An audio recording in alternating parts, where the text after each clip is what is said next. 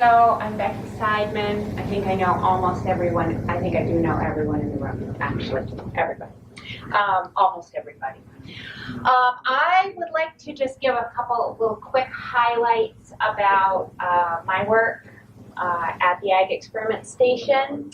And I have an largely extension appointment. I work on vegetable and berry crops. I'm going to talk about vegetable research today.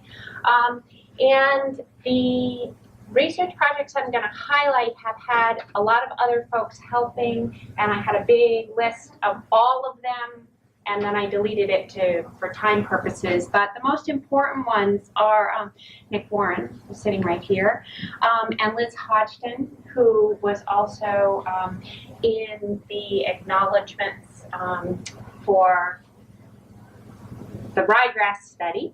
And also Heather Bryant and Olivia Saunders, who's right in the back here, because they've been doing a lot of the work on all of these projects. So the two topics I'm going to just sort of lay out really quickly are two projects, one on overwintering onions and another on high tunnel tomatoes. And we publish all of our reports, extension reports, on these applied trials at the extension website. You have to go through to the fruit and vegetable section and go to fact sheets and research reports, and they're right there, and I can point you in the direction if anybody wants this stuff written down. So very quickly, one of the projects that I found most interesting over the past couple of years is one working on sort of a new production system for onions. And sort of the take-home message in all the talks that you've heard this morning has been sort of looking at the bottom line and economic impacts for growers.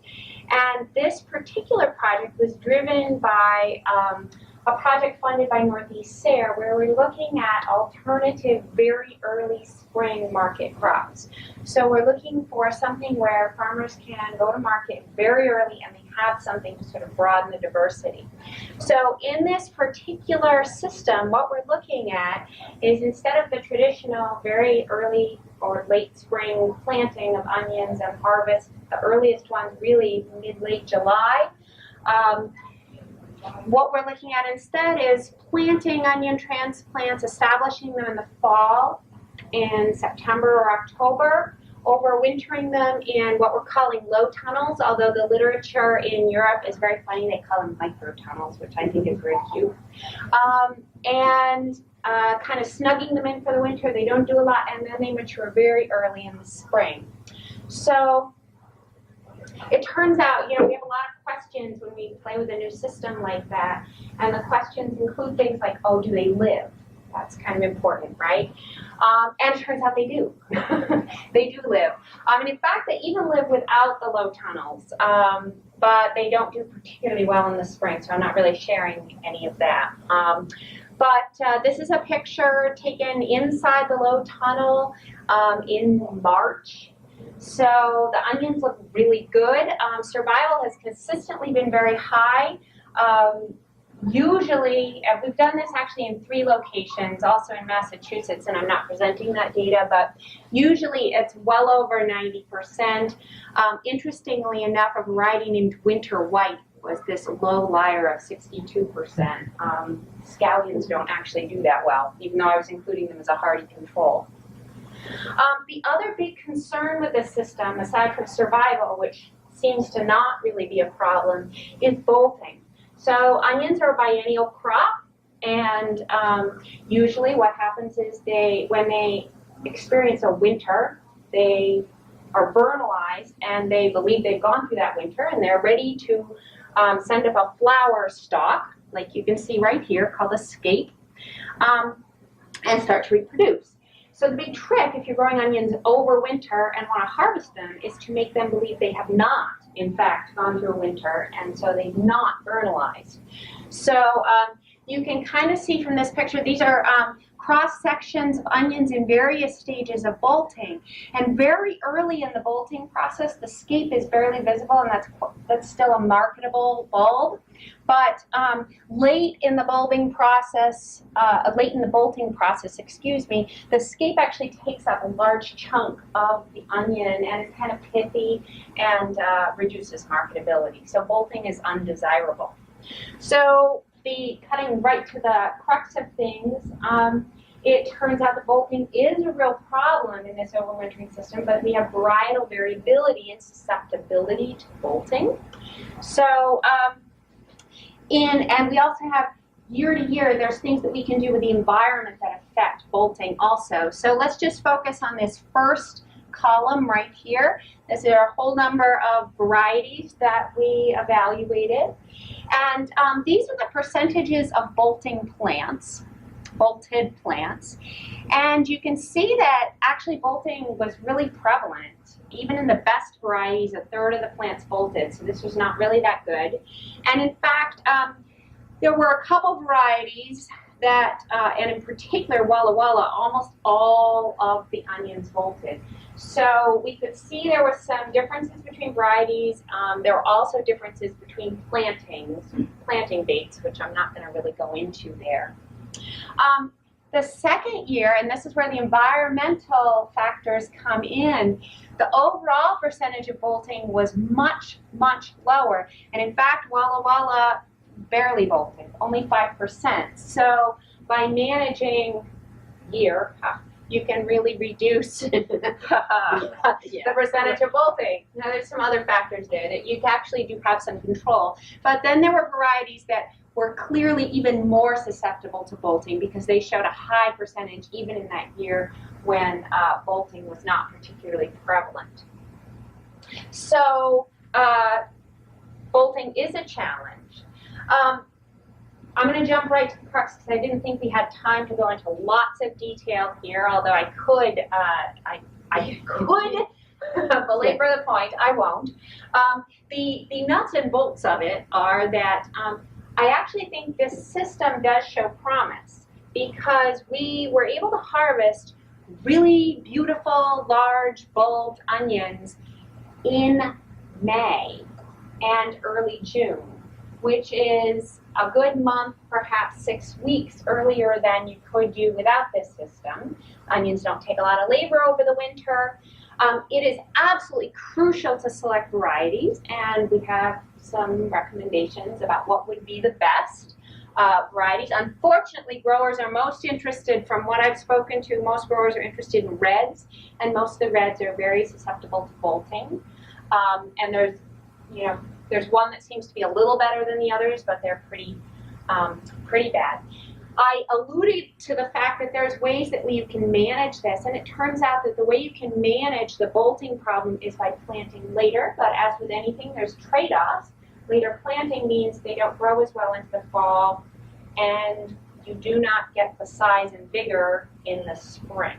So there's some trade-offs, but it's been quite interesting, and we're going to continue working on this system a little bit more. Very interesting system. It turns out this is a common system used in England, actually, where it's a little bit milder climate than we have. The other project I want to mention quickly is a high tunnel tomato variety trial. That was one of the main chunks of Nick's master's thesis. And so I would just like to zoom quickly through and just say that this is one of several projects we do looking at variety evaluations, looking at what varieties are going to perform best for growers. And we use typical replicated systems here. This was a high tunnel, very typical of the area, using typical spacing, planting dates, and so forth, typical fertilization treatments.